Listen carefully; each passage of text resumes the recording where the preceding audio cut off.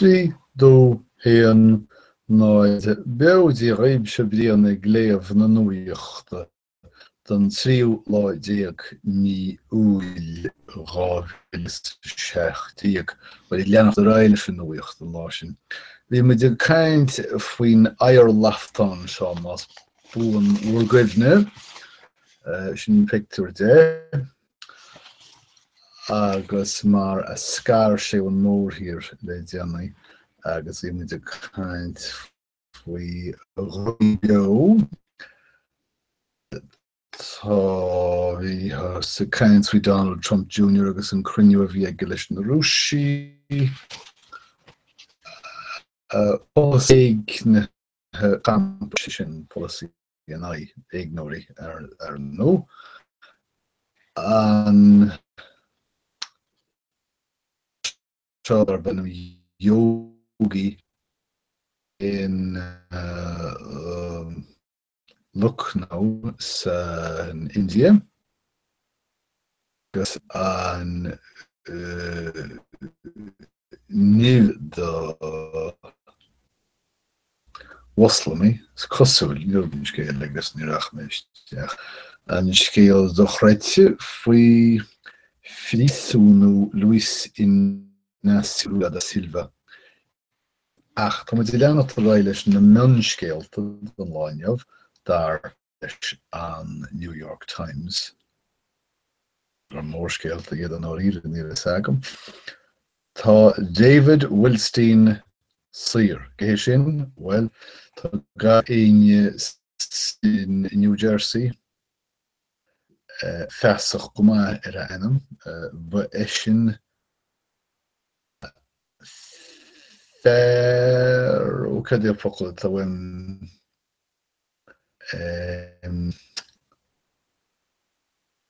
an sin focail tá bhain sé sin an ggóir a fuair an búla marall ar Bridgegate agus bhí feití séir agus ar locht Bridgegate go léir go bhuíoch sé prísún ach in áit sin fuair sé prófa. Nílas agam cá bhfuil Fieldston primary ach is scail é ar an gur scail mór le rá é mátá sé ar lehanach tosaí New York Times ach tá tuisme hóidí tá ferrig ar hisme hóidí. Chua príomhaide na scaile seo ar scor soch sciopí gan chinne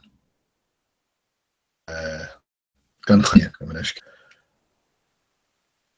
Agus tinne tuisme hóidí den thuid an nóir imimecht a bhí geist. Seo scéal soch reite cé nach bhfuil mór an maithas bhí seán bheith muid bedan ó ar fís an high def. Mar bit deile ólathe tafad cúpla fráma agus go maith de fís a stóráil ar DNA agus cúpla glúine na dhíir sin an teolas sin a háil rud atá iontach go leor sílimse.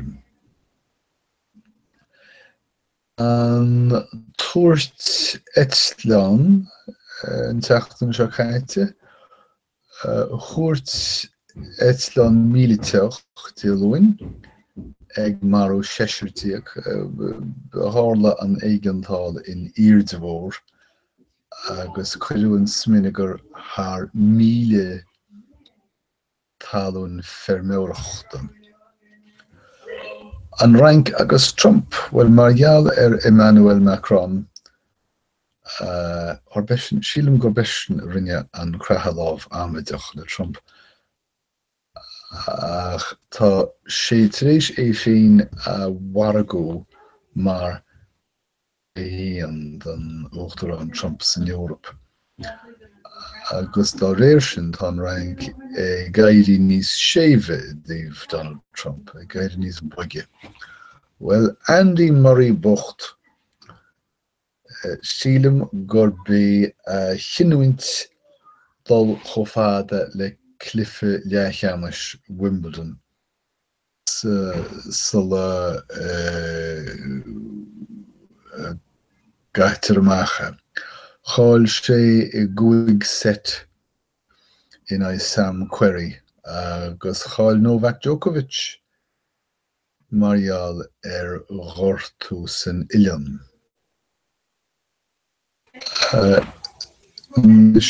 Níl agam cardi an Las Vegas Summer League ach tá Warren Legary agus Albert Hall. Albert Hall, an fear animation.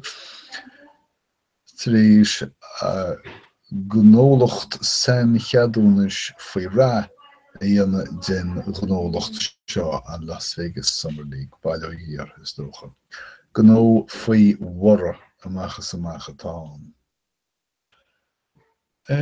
Seo tochaí na haibre beidir. Tobeagraíochtaí.